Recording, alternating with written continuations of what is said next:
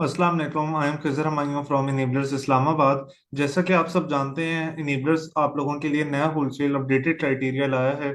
तो इसमें किन पॉइंट्स के ऊपर क्या डिस्कशन होने वाली है, इसके ऊपर काफ़ी ज़्यादा स्टूडेंट्स की जो है कुछ क्वेरीज भी आ रही थी। तो हमने सोचा कि इसके ऊपर एक प्रॉपर इलस्ट्रेटिव वीडियो बनाई जाए, जिसमें हम तमाम जितनी भी डिफरेंट मार्केट प्लेसेस हैं उसके ऊपर बात करें। देखिए, हमारा जो अपडेटेड क्राइटेरिया है, अगर मैं यूएस मार्केट की बात करूं तो हमने बीएसआर की रेंज रखी है 1 से लेके 50,000 तक 90 डेज में। यानी कि पिछले 3 मंथ्स में जो भी प्रोडक्ट आपने अपने लिए चूज करना है, उसका जो बीएसआर है वो 1 से लेके 50,000 तक होना चाहिए। 50,000 से ज्यादा कोशिश करें ना जाए। इसका रीजन क्या है, हमने रिसेंटली ये चीज देखी है कि कोविड के बाद से ओवरऑल्स भी जो सेल्स हैं उसमें थोड़ा सा फर्क जरूर आया था। तो अब हम ये देख रहे हैं कि 50,000 से जो आगे वाले प्रोडक्ट हैं जिनका बीएसआर मोर देन 50,000 है, यूएस मार्केट में उनकी सेल्स थोड़ी सी डिक्लाइन होती नजर आती हैं। तो इसलिए कोशिश करें आपका बीएसआर 1 से लेके 50,000 तक हो लास्ट 90 डेज में। अच्छा, प्रोडक्ट रेटिंग कोशिश करनी चाहिए कि 4 स्टार से ज्यादा हो, बेहतर है 4.2 स्टार से ज्यादा हो। उसका रीजन क्या है, जितनी ज्यादा रेटिंग है इसका मतलब है उस प्रोडक्ट की क्वालिटी अच्छी है। जब प्रोडक्ट की क्वालिटी अच्छी होती है तो नंबर ऑफ रिटर्न और रिफंड आने का भी रेट कम होता है, तो अल्टीमेटली आपको बेनिफिट होता है। रिव्यूज 50+ होने चाहिए, एटलीस्ट ज्यादा तो जितने मर्जी हो जाए, बट एक प्रोडक्ट पे लेस देन 50 रिव्यूज नहीं होने चाहिए। उसका रीजन क्या है, लेट सपोज एक प्रोडक्ट है उस पर खाली 10 रिव्यूज हैं। इसका मतलब है कि वो रिसेंटली लॉन्च हुआ है और अभी मार्केट में पता नहीं है कि उसका फ्यूचर कैसा है, क्योंकि वो तो अपनी टेस्टिंग फेज में चल रहा है। मोर देन 50 रिव्यूज का मतलब है कि थोड़ा सा टाइम वो प्रोडक्ट अपना मार्केट में गुजार चुका है और उसने एक स्टेबिलिटी जो है अचीव कर ली है। तो अब उस आइटम को आप आराम से सेल कर सकते हैं। अच्छा, एक ये हमारे साथ बहुत ज्यादा क्वेश्चंस आते थे कि अमेजोन, पहले हम भी कहते थे आपको क्योंकि रिस्क ज्यादा रहता था कि अगर अमेजोन है एक लिस्टिंग में तो कोशिश करनी चाहिए कि उस आइटम में हम ना जाएं। अभी भी मैं यही कहता हूँ कि अगर एक लिस्टिंग में अमेजोन है तो कोशिश करें ना जाएं। लेकिन अगर वो एक ऐसा प्रोडक्ट है जिसमें अमेजोन की प्रेजेंस लास्ट 90 डेज में और इवन लास्ट 30 डेज में लेस देन 35% है, इसका मतलब है कि आप उस आइटम को अपने लिए टेस्ट कर सकते हैं। क्योंकि 35% अगर सेल अमेजोन के पास आ रही है तो 65% सेल्स किसी और जो थर्ड पार्टी सेलर्स हैं उनके पास भी तो जा रही होगी। अगर बाय बॉक्स रोटेशन ठीक है, अदर देन अमेजोन जो दूसरे सेलर्स हैं उनके पास सेल आ रही है, तो इस तरह के आइटम्स को भी आप अपने लिए चूज कर सकते हैं। No seller should hold more than 40% of the buy bots. यानी कि लास्ट 90 डेज में और लास्ट 30 डेज का अगर हम बाय बॉट से स्टेटिस्टिक्स देखें टीपा में, तो ऐसा नहीं होना चाहिए कि किसी एक सेलर के पास 40% से ज्यादा सेल जा रही है। लेट सपोज अगर एक ही सेलर अकेले 60% 70% सेल ले रहा है, तो वो हमारे लिए इतना ज्यादा वायबल ऑप्शन नहीं रह जाता। तो कोशिश करें कि ऐसा प्रोडक्ट हो जिसमें कोई भी सेलर 40% से ज्यादा आपकी जो सेल है वो ना उसमें से ले रहा हो, ठीक है, ताकि आपके पास भी चांस हो जब आप सेलिंग करना स्टार्ट करें।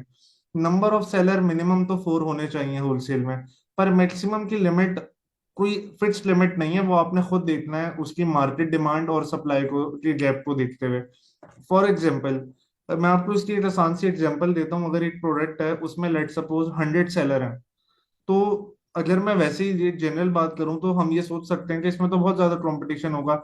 लेकिन आप ये देखें कि अगर वो 100 सेलर है, उस 100 में से 50-60 ऐसा सेलर जिसके पास 1 या 2 यूनिट का स्टॉक है सिर्फ। और इसमें आप ये भी देखें वो प्रोडक्ट ऐसा है जिसकी 7,000 सेल है, 8,000 सेल है, सेल्स हैं, या फिर 15,000 सेल्स है मंथली।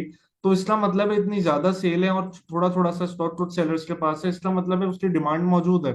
ठीक है, तो आप उस आइटम की तरफ भी जा सकते हैं। सेल्स इक्विटी, कोशिश करनी चाहिए कि कम से कम एक आइटम की आपको मंथली बेसिस पे 30 यूनिट्स की तो सेल आए। कोशिश करें आप खुद भी इन्वेंट्रीज अपनी 30 40 50 यूनिट्स की भेजें जिस भी प्रोडक्ट को आप सेल करना चाहते हैं, और उसमें आपके पास एटलीस्ट जो है 30, यानी एक लिस्टिंग है उसकी मंथली सेल लेट सपोज 300 है, आपके पास 30 यूनिट्स की सेल तो उस प्रोडक्ट की लाजमी आनी चाहिए।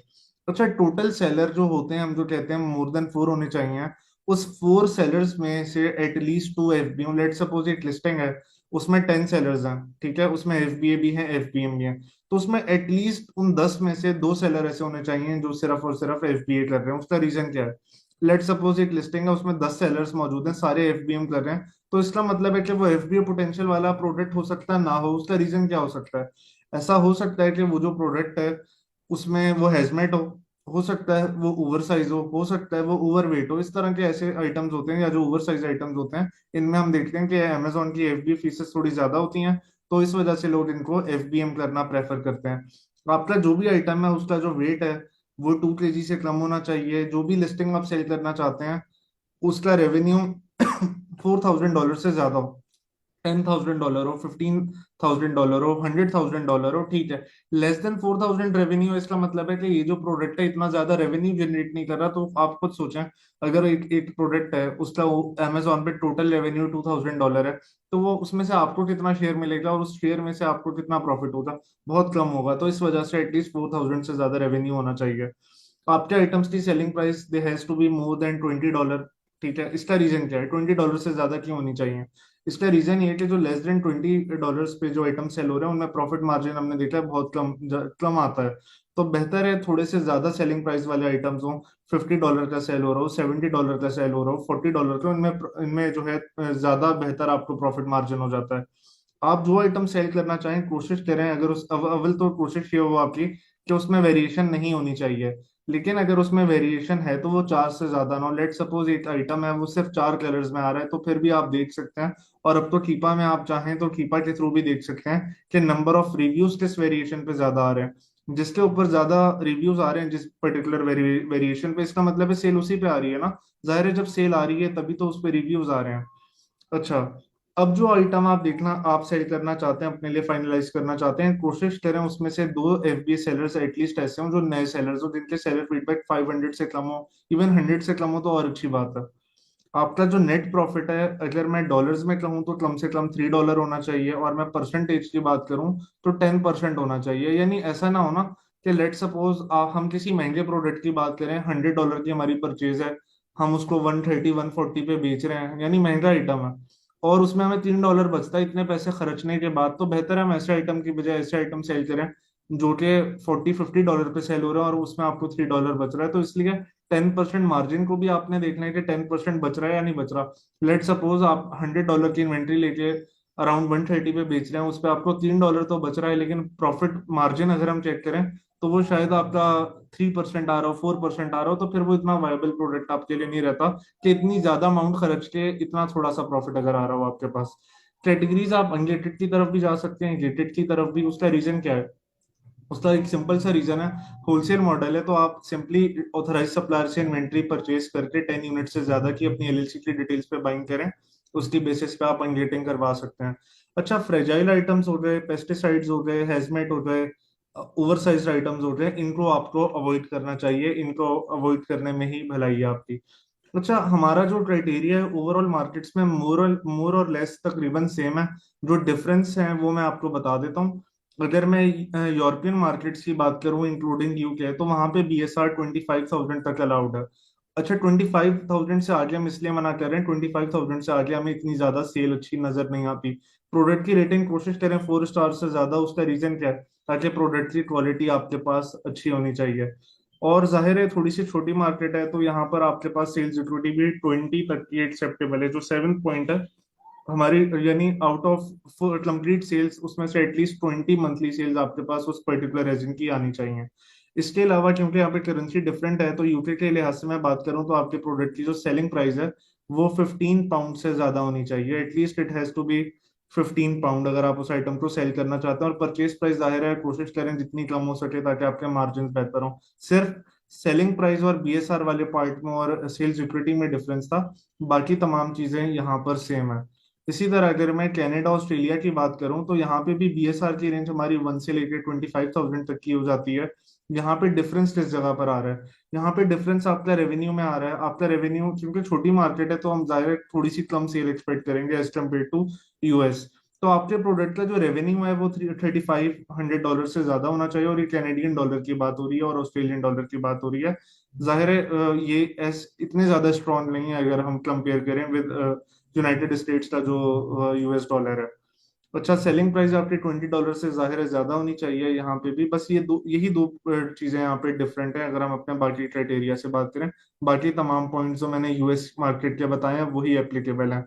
अगर मैं गल्फ मार्केट के बारे में बात करूं, क्योंकि ये एक छोटी मार्केट है, इमर्जिंग मार्केट है, यहाँ पे आपके BSR की रेंज मजीद कम हो जाती है। 1 से लेके 15,000 लास्ट 90 डेज में आपका BSR होना चाहिए। और करंट में भी कोशिश करें 15,000 BSR से ज्यादा एक्सीड ना कर रहा हो आप जिस भी आइटम को अपने लिए फाइनलाइज करें गल्फ मार्केट में। रेटिंग आपकी इसी तरह 4 स्टार से ज्यादा होनी चाहिए।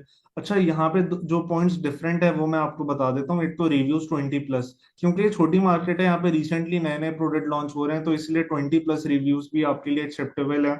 एक प्रोडक्ट है उसमें 20 रिव्यूज हैं, 25 रिव्यूज हैं, उसकी तरफ भी अगर बाकी स्टेट्स अच्छे हैं, प्रॉफिट भी आपको नजर आ रहा है, सेल्स भी नजर आ रही हैं, तो आप इसको यूटिलाइज कर सकते हैं।